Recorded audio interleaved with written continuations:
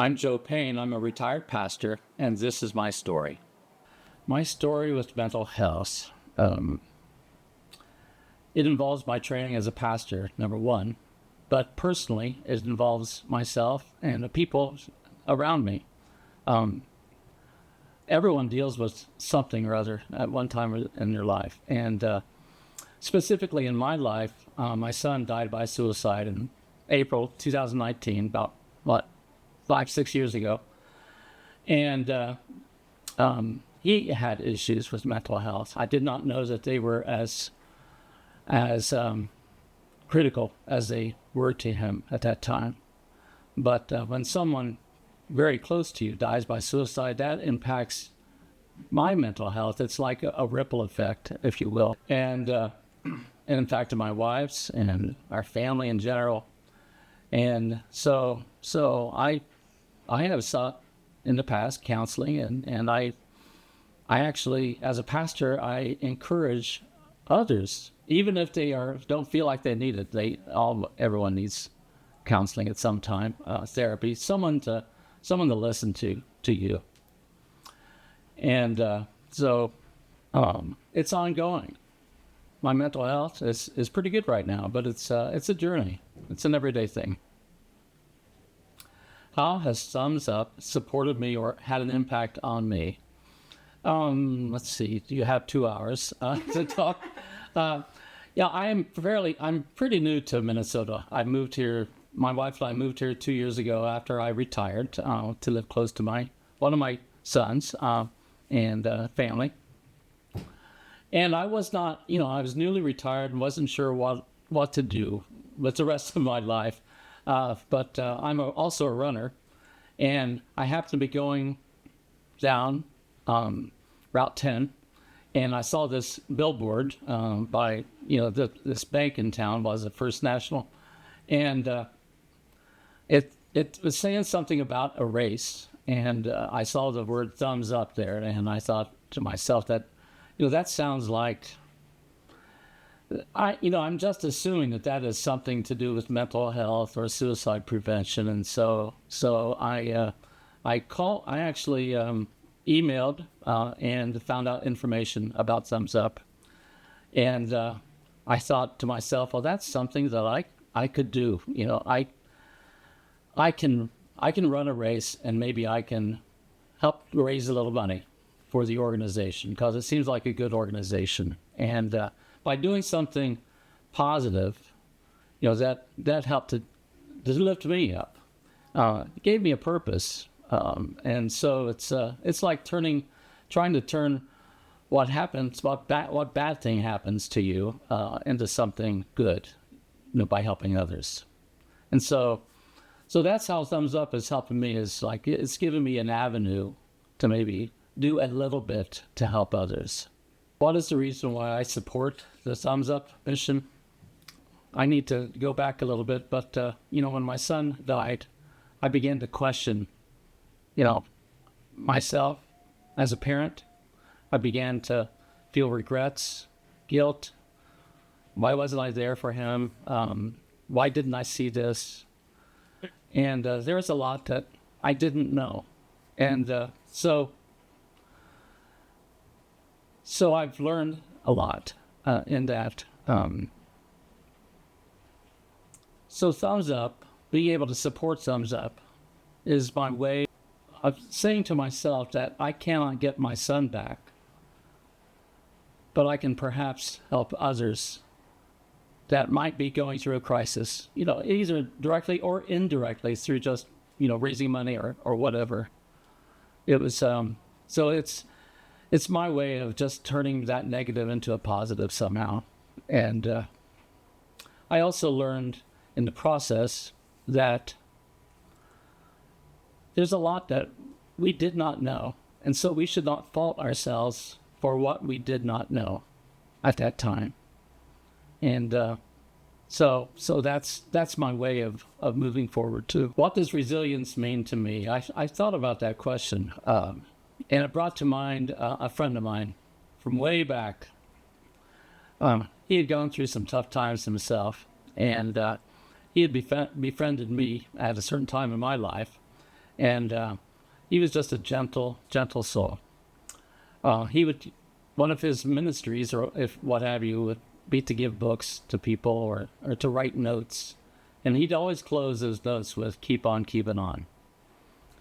And so that's what resilience means to me, is to just to keep on keeping on, and one day at a time, 1 hour at a time. And some days are going to be really, really bad, but just taking one step is something. So keeping on. What fuels me and keeps me moving forward? Well, there are times when I don't feel like moving forward, actually. But that's okay, because all of us have those days. So I need to excuse myself for those days when I do feel bad, as long as I don't go down deeper. On the physical level, I do like to run.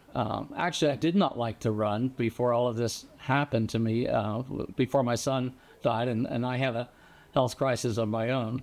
But I decided to do something for my health physically, and just getting out and doing a run, and it's often a run and a walk, but it helps me physically, but it also helps me mentally, emotionally, and spiritually as well.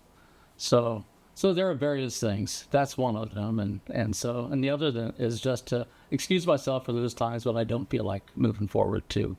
Yeah. Is there anything else I'd like to share about my personal story? Well, yes. There is something that I found that inspired me to do a little bit more, and maybe I could do it for a thumbs up or benefit myself personally, and that is to learn something called QPR. And QPR is, well, it's a play on the letter CPR, and CPR is when someone's heart stops. You're trained to know what to do right then and there. Well, QPR is training people to know how to help others who are going through their own mental crisis. And the QPR stands for question, persuade, and refer. And a big part of that training is to learn how to have the courage to actually question someone if they actually have felt like ending their life, directly like that. Or have you ever thought about committing suicide or dying by suicide? That's a hard question for people to ask.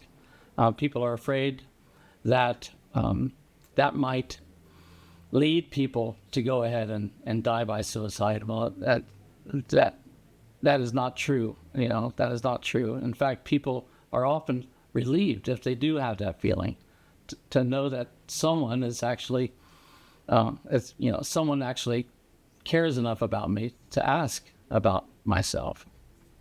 So I've learned a lot about QPR, and I've been taught to train. I went through the training myself. In fact, thumbs up, paid for my training, and so the only thing holding me back from the training is actually to have the courage myself to stand up, without breaking down myself, to stand up and lead, and to do it. I just need to do it.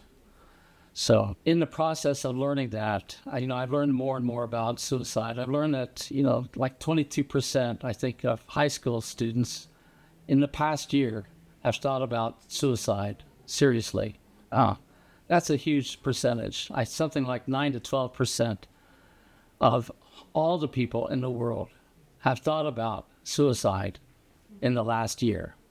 So how many times in their lifetime? The number is staggering. It's 50, 60, 70% of the people at some time in their life have thought about suicide, and through going through their own mental crisis. And so I like to share with people that what they're going through is not uncommon. It's common. What advice would I give to someone when they feel it's impossible for them to move forward? Well, first thing I would do is I would not offer advice right away. I would try to listen to them, to listen what they're going through, and to empathize with them, and to say, hey, you're going through some really tough times. So I get it. I get why you're feeling that way right now.